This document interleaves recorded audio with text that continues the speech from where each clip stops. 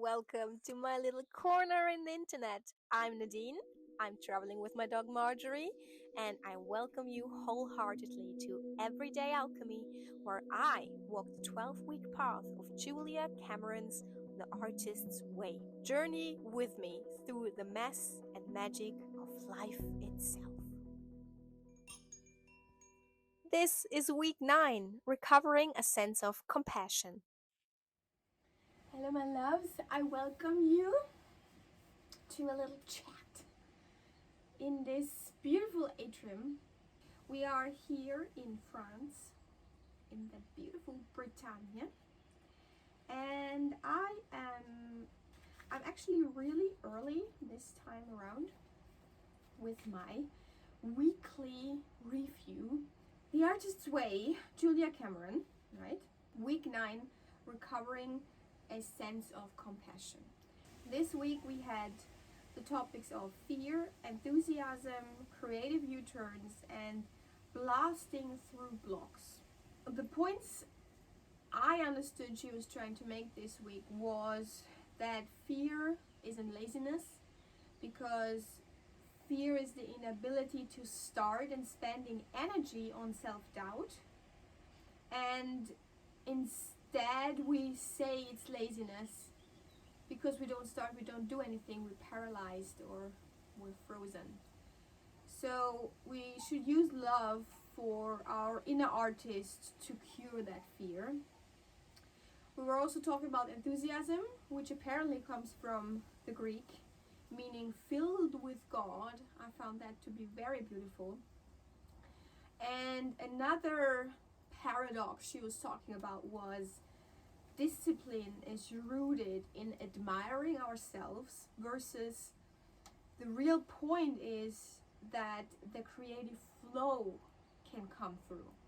So what she's saying is very interesting, because my road with discipline has been quite a long one, because growing up I heard I was undisciplined all the time, and that basically meant that discipline as a word became to me something that was stomach wrenching, that was really like a claw clenching into all of my insides, and I was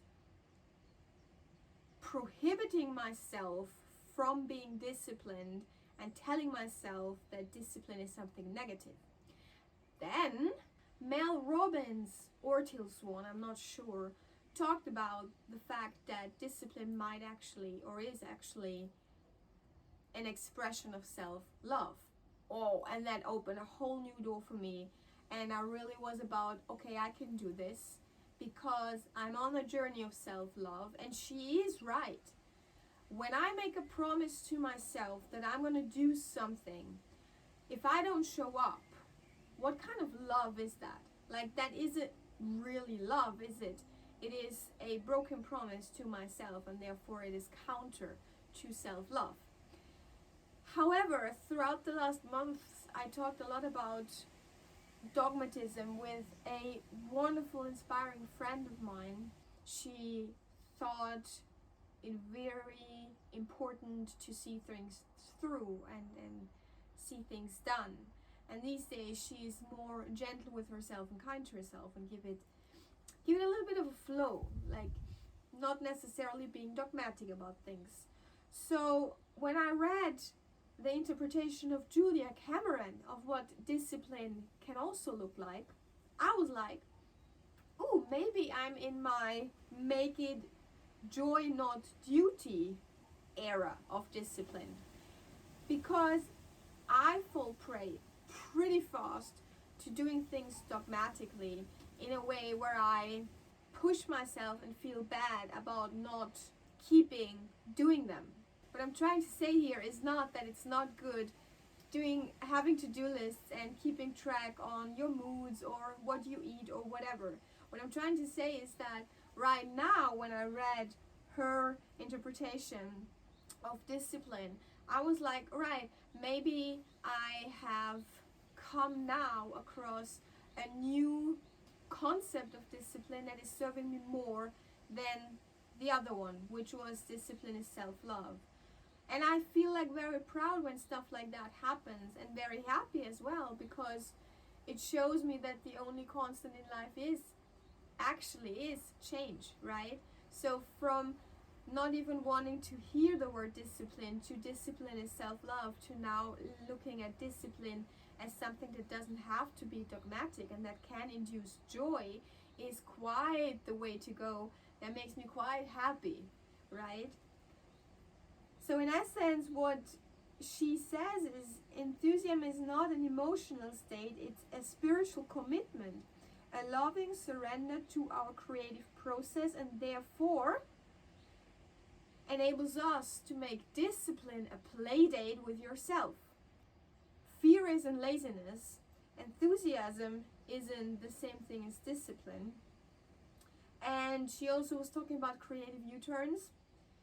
We get more symphony as crippled artists than as functional ones, meaning that once we admit the need for help, the help arrives. But as long as we stay in victimhood mindset, basically, we're getting nowhere and keeping ourselves off track. And also the blasting through blocks, meaning freeing yourself from resentment and anger and resistance and fear. So all the layers keeps your creativity buried. And those were the 4 pillars of this week. Now, the tasks this week, I have to say, I don't know if I at this stage would even phrase it like this, but I didn't do much of them. I mean, in this week we're recovering a sense of compassion, and what I'm trying to feel right now is that I feel like I did exactly the amount I needed to do, if that makes sense.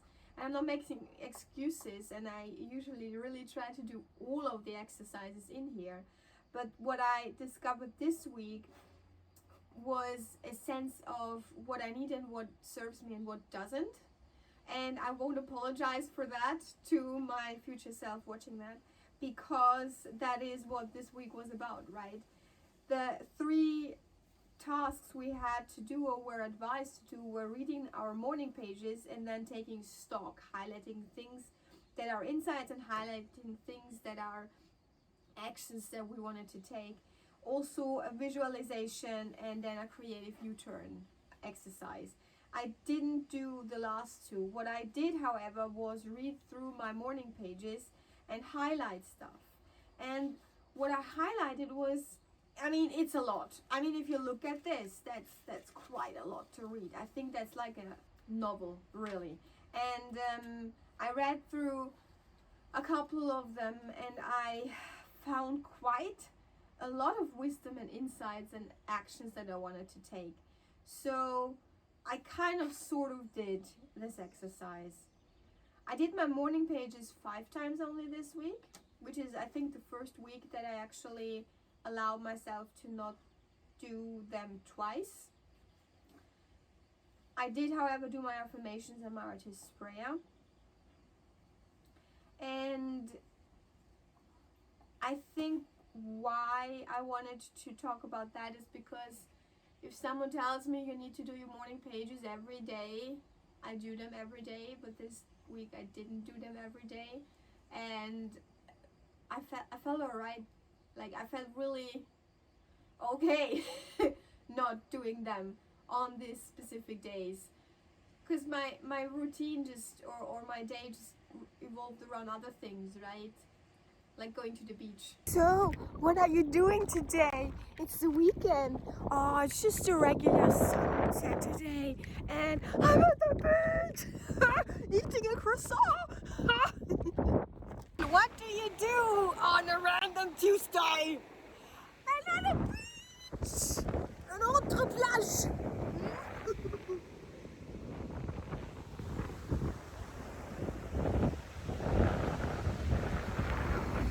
And stuff, and I felt like that was a good thing, and I didn't feel bad about myself. So I wanted to highlight that I didn't do my morning pages and I didn't feel bad about myself. With all that this week is about, I think is a good sign. And then lastly, what I wanted to do is read some of this morning page's wisdom. And I don't know if I will take that into the video because it doesn't make sense to just read to you what my personal insights were. But in fact, maybe that's a nice voiceover to some B-roll, right? You never know. It's a creative journey. So, the morning page's wisdom that I highlighted was that I want freedom of creativity, that I'm living right now without sense or sensibility, that I want to focus on the Pollyanna way of things, meaning how do I want my story and my life to feel rather than what they actually are, looking from a reality point of view. I want to stop being so hard on myself, and I want to acknowledge that there is actually grace in being lost. Freeing myself from habits and routines that became my sense of self was quite necessary, and breaking out of habits became an act of freedom to choose anew who I was. I shed all the layers of what I thought made me. The intuitive way is my way. And all that I did in this life so far that was born from my gut, my heart, my soul, my spiritual flow brought me to places and experiences I wouldn't ever want to miss. For the first time, you are nowhere else but truly present with what surrounds you. And for the first time ever, you let yourself enjoy it too. I felt stronger, more resilient, even in the face of something that really took me totally off guard and hurt me, because a family member was promising me help when I was in need. I should just reach out, and then I reached out, and they wouldn't even talk to me on the phone, and then they would ask questions that were demeaning and diminishing me as a person. And then in the end, they decided they would just not help me out. So I really have to say I'm happy with myself this week, and I'm really feeling like I'm pivoting. There's something great happening within. There's something that I couldn't ever have imagined only a few weeks ago. And it's not just because in 2 weeks' time we will sail for Ireland and start our new life. We're still in the same position. I have no idea how to finance any of it. I know that I found an apartment that I want, but I don't know how to finance this. I have no means of income, but there's just something in me where I feel like, but I will do it. I always find a way. And it comes down to what I read to you earlier, which is the intuitive way is my way. And all that I did in this life so far that was born from my gut, my heart, my soul, my spiritual flow brought me to places and experiences I wouldn't ever want to miss. And I feel like even if it goes against any sense and sensibility, that's the way I'm gonna take. Right. I wish you joy, and I wish you blessings, and I wish you a creative pursuit that makes